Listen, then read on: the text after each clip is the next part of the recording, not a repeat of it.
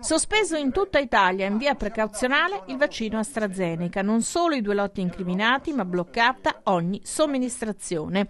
Uno stop totale preventivo in linea con l'atteggiamento di altri paesi europei.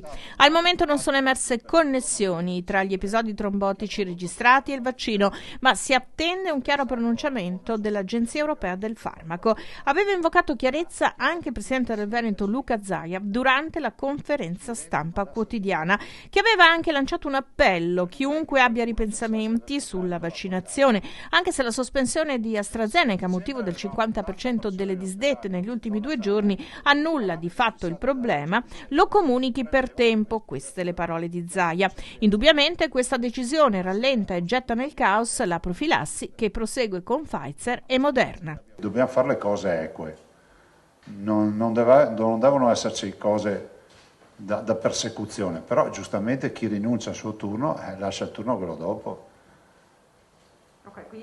Però resta sempre la volontarietà. Chiediamo solo, facciamo appello che chi decide di non presentarsi disdica.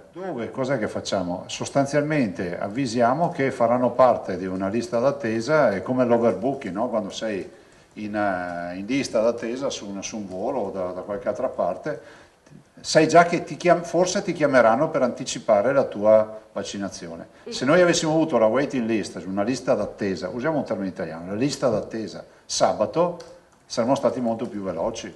Ma chi è che va a pensare che 1000 vaccini ci avanzano? Scuole tutte in didattica a distanza, provvedimento imposto dalla zona rossa con le conseguenti problematiche per i genitori, soprattutto dei bimbi che vanno all'asilo o alla scuola primaria, ma i contagi sono in progressivo aumento ed anche i ricoveri in terapia intensiva a quota 202. Immagino che sia quello del contagio, che comunque nei piccoli in questa fase è più evidente di quando nelle altre fasi.